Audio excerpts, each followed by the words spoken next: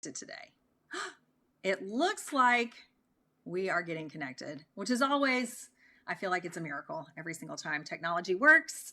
When I'm trying to do live streaming, I was talking about that the other day with some people, but hello, we are here. We made it. Dustin, we made it.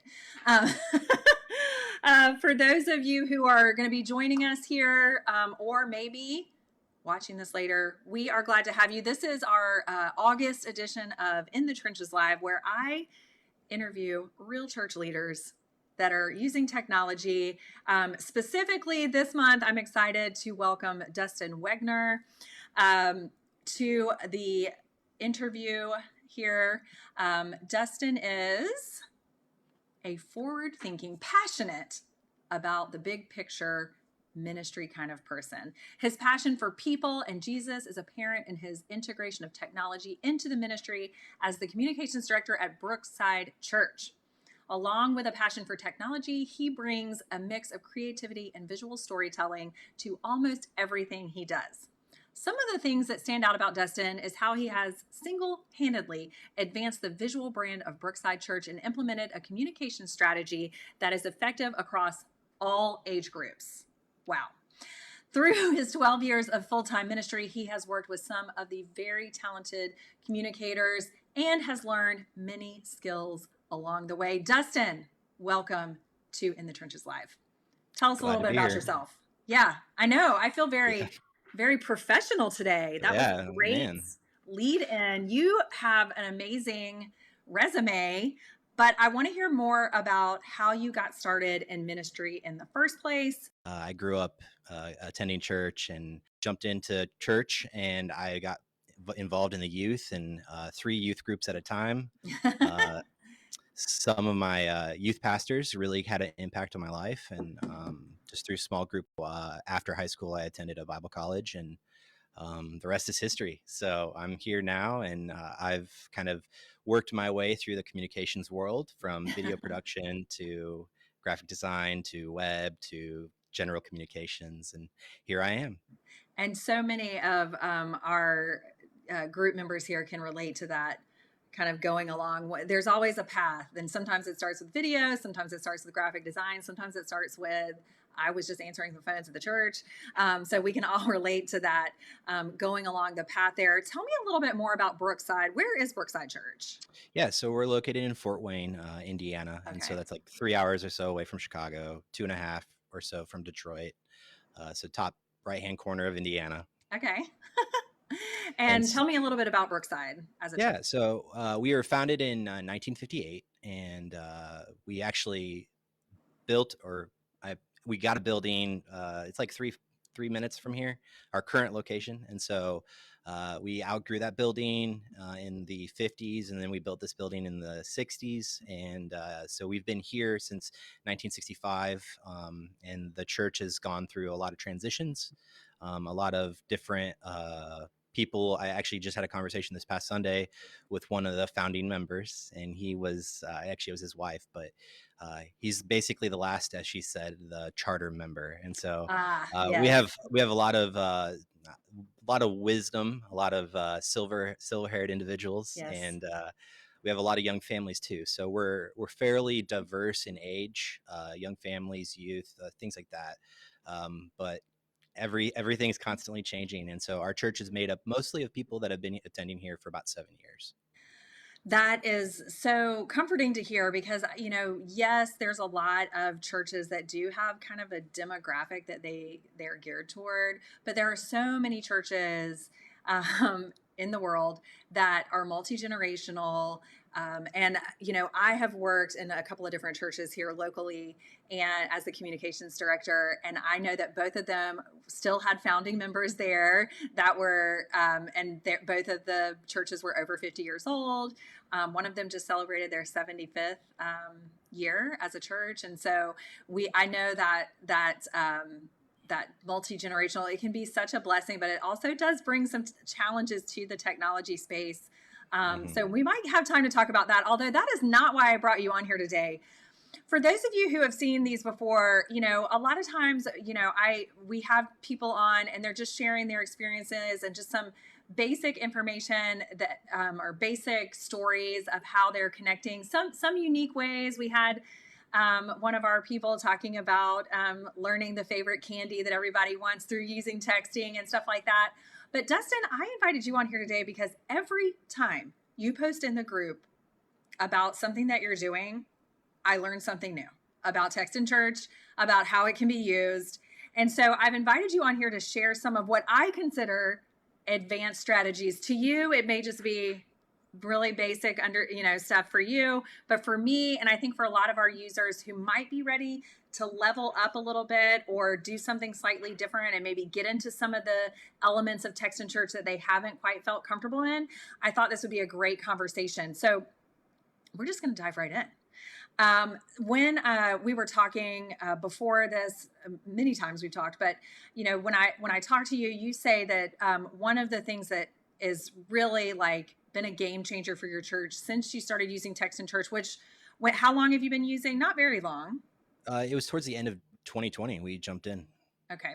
You said that was really helpful to your church. I hesitate to say game changer, but maybe you would say that. I don't know. But was your plan a visit, the plan a visit feature. So tell me a little bit about how plan a visit works at your church, works on your website, and then talk a little bit about some of the more exciting or fun things that you've done with some of our integrations. Excuse me. Yeah. So basically, like most people, it starts with the website. And so we implemented the widgets that are built into Text in Church through the embed codes. And instantly we started having people jump in and sign up to plan a visit. And it was cool. The one thing that we did notice, and we used Text in Church for over a year without any integration or any of that connection stuff. And certain people that were on staff, they would get the plan a visit notifications and they'd get lost in their inbox. So we really started struggling with, well, who's responsible for this? How do we know that kids are getting checked in? And so we saw a dilemma with our communication and how Text in Church implemented notifications.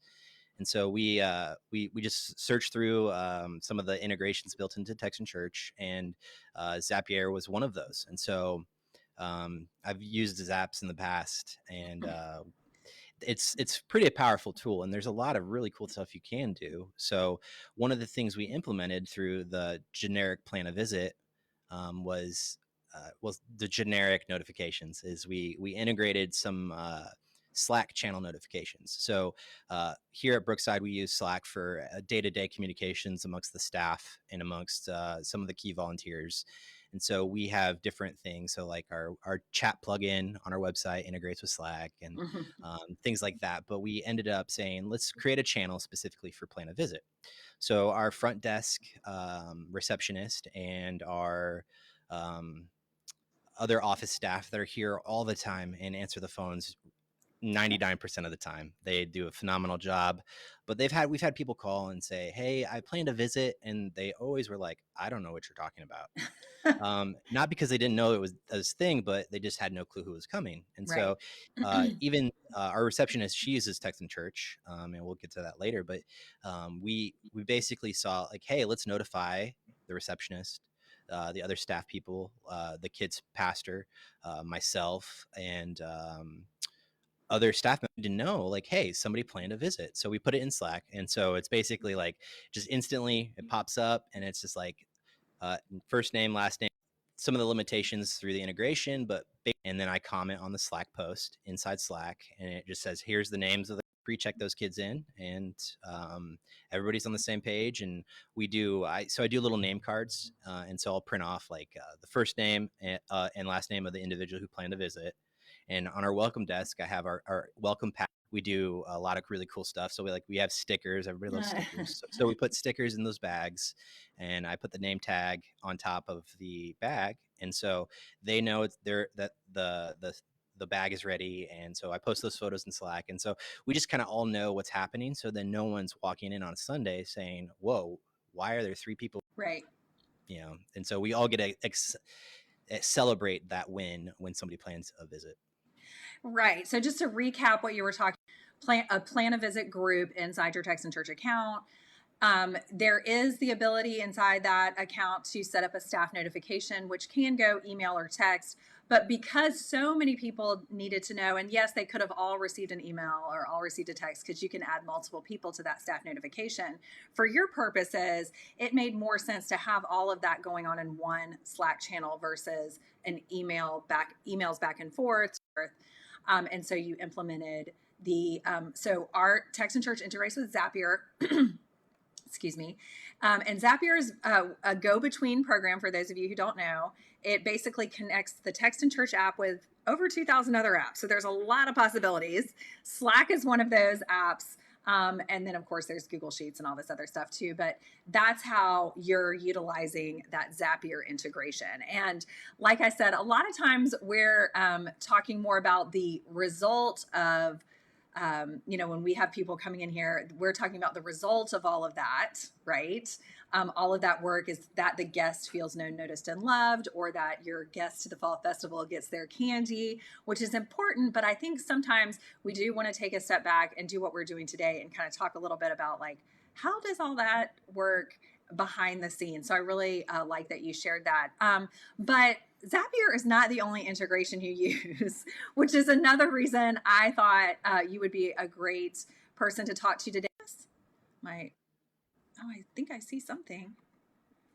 Oh, it's Victoria PCO, Planning Center Online, and its integration with how Dustin uses it. So disclaimer before we go into this, you do not need to use any integrations to have Text and Church be fully functional for you. As a matter of fact, Dustin, I don't remember if you said it after I hit record or before, or press play or whatever we're doing now. But you said you used Text and Church a while before you started playing around with these integrations, or I should say implementing. Playing around sounds like you don't know what you're doing, but you do. And so implementing some of these integrations. So but I know when I talk with members often, or prospective members, they want to know about the integration, and the ones they want to know is how you implement or how you use PCO. You can pick one of the many ways. I know you have lots of ways. I don't remember. You tell me. Food drive? Basically, I'll let you pick. So we did a food drive. We've done a prayer guide, and we're doing Planning Center groups texting integration. So let's do food drive first, and if we have time, we'll circle back to the prayer because people love to hear about the prayer. Okay. Yeah. So basically, what we did, and this is actually let's go back. So the food drive actually didn't integrate anything. Okay. Totally space. We did that's talk okay. about that. So talk about the PCO stuff first, and then we'll circle back to the food drive. Yeah. So we do a prayer guide, and so our prayer guide is basically like a digital version of a prayer chain. So it's not Susie calls Tina. It's none of that. It's just our text. It's basically so we have a care check, and so our care check is like the form that's like, I'm new, I need prayer, how God's working in your life, just basically anything you want to tell our staff. So it's like the one form that does almost everything for us. And so we get a decent amount of prayer requests every Sunday. And so prior to integrating church and using some of the reoccurring features of Text and Church, we wanted to allow people to sign up everywhere via Planning Center. So Planning Center People has a forms feature, and so you can build a bunch of forms and do different things through workflows and lists and things like that. And we basically decided every care form, so if you want to sign up for the care ministry, or you want to do a food thing, or you basically could check a box within a Planning Center form, I would like to be a part of the prayer chain. And so Planning Center every night pulls a list that says that somebody checked this box, and they get added to the group. And so we also have some things basically through profiles that like, oh, somebody doesn't have an email, and so you can't fill out a form on Planning Center. So they go into the profile, and so like our receptionist would just check that box. Right.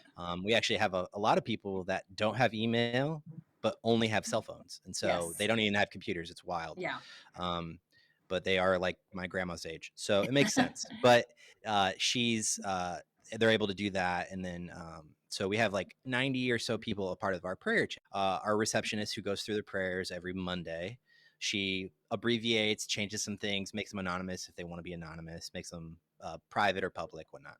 And so she updates a page on our website, and that page then is static, never changes. It's always the same.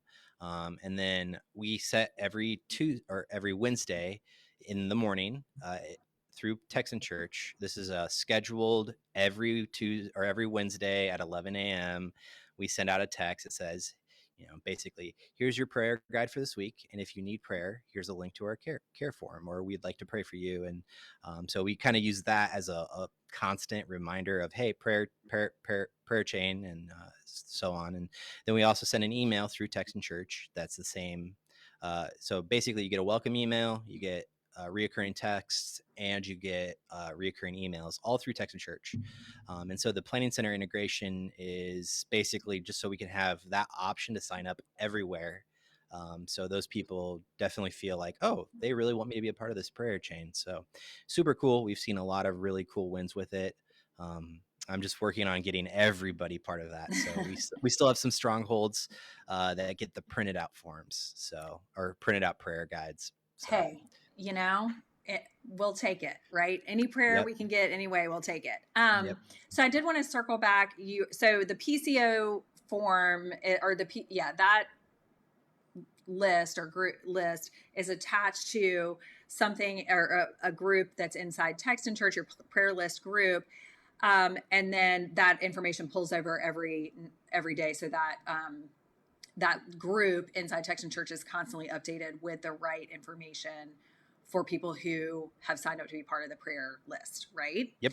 And then you have a page on your website that the person in charge of gathering all the prayer requests, et cetera, is using. So what I'm hearing is that instead of having to change something in that text message or email message every week on Wednesday, that link stays the same. She's just having to update the page, right?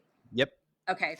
And so then are you going in and scheduling that in the group messaging feature, or is that a recurring step inside your workflow? That is a recurring step within the workflow. So I just wanted to, first of all, mention that you can make a step recurring inside your workflow, and it doesn't work for everything. It's not, you don't want to use that all the time, but for something like this, where every week and the link stays the same, they're not having to update that necessarily. That web page is getting updated through the website admin process. That link stays the same, so that step can be recurring without having to edit it every week, without having to go through and schedule out a month out or 2 months out or whatever. You can just have that recurring step inside your workflow, then to get all of that prayer information out to that prayer team of people. And I really love, what a simple way. And it's opposite of how a lot of people think about using PCO, which is getting people into a list from Texan Church and then pushing it over to PCO, which is also something that works. But I love how you're kind of doing a little bit differently, but able to set up those recurring steps inside the workflow for that. Now let's go back. You've shared Zapier, you've shared PCO, but we did want to wrap up and end on something, just a fun story, no integration, just fun, how something worked, how a ministry worked, or a ministry event or ministry activity worked at your church. So please tell us about the food drive.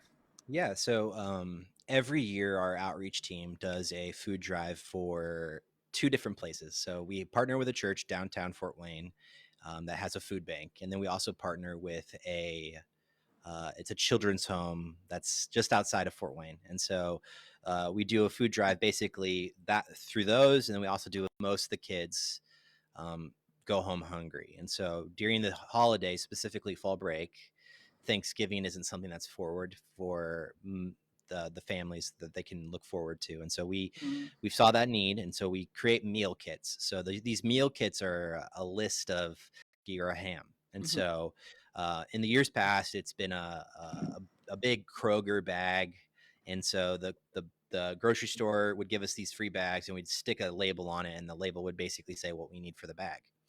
And so this year we opted to not do that. And so we basically said, text the word. I think we did meal kits. I think that was what we used. I forgot our keyword specifically. And so we had, I think it was like almost 40 people at meal kit. And so we automatically text them like, hey, thank you so much for being willing to participate in our meal kit drive. And the next day, so because we know everybody's at church on Sunday, Right. so on Monday, we'd say, hey, just a reminder, here's the list of things you need to pick up at the grocery store. And so we'd list all the food and basically just say at the end of the text, we also emailed you this. Right. And so in the email, we just basically tell them like, the vision and the passion behind what we're doing with more of the goal of what we're trying to achieve. So we're casting vision with the email, and then we're giving direction with the text. And so Yes. through Ooh, I like that. that, and through that, we basically said at the end, like that PS. So you always include a Always use a PS. PS, right? And so in the PS, it was like, hey, bonus points if you take pictures of your family purchasing these items at the grocery store. And then you could text them to Text in Church or email us at our hello email. And so through that, and then we also, right before this next Sunday, so we did another delay. Hey, just a reminder, if you haven't had a chance to pick those up, they need to be back to the church by this time. And that would basically we included the office hours in that Right. text. And so 4 touch points Yes. when they just texted a keyword and filled out the Text in Church form. And so, but what's cool is, so during this fall season for us, we do the other 2 food drives. Yes. And so we know that these people that participated valued doing something like that. So we already had an audience. So we were able to invite them to join us for the next food drive. And so I would say, if you create an outreach group in Text in Church, do not delete it. Do not. Because that is a people that are bought into the vision and the mission of what you're doing with outreach. And so you can always go back and say, hey, here's a new outreach opportunity. We'd love for you to be a part of this. And so we've had good wins with that. And so the children's home, they were able to get some of the items they needed through the food drive that we did with them. And same with the church downtown that does food as well. So we've just seen a lot of really cool wins with outreach. And I think the dual, I even posted in one of our Facebook things, but just the power between an email and a text, because prior to using Text in Church, email, it wasn't really my thing. And I didn't necessarily think it was effective, but I've noticed a email accompanied by a text is just like the best dynamic duo ever. It really can do a lot. So we've just seen a lot of wins with that. Well, and I'm glad you brought it up, because I was going to bring it up too.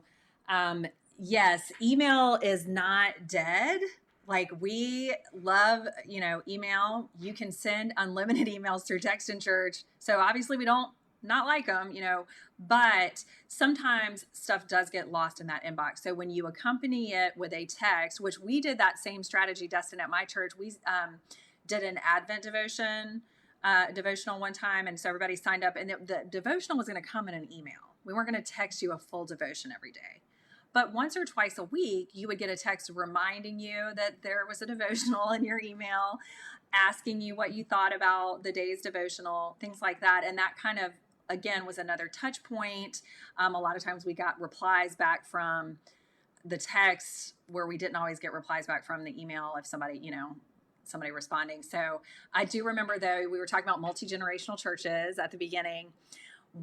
This was one of my crowning achievements as a multi-generational church communication director, was when one of the more seasoned members of our congregation was receiving our devotionals. And we did it where, like, we had some of the children wrote devotionals, adults, senior citizens, families, we had all different, and one of our youth members wrote a devotional, and I got a reply back, and the woman who replied back, she said, "Oh, I want to meet this youth person. Can you meet me in the church and introduce me to her? I want to tell her how much I appreciated her devotional. And then she was like, and I loved the seeing an email with my first name in it, because we did the message variable, and she just thought it was so neat. But I was like, oh, I'm bringing these two generations together, and she loves the technology. This is great.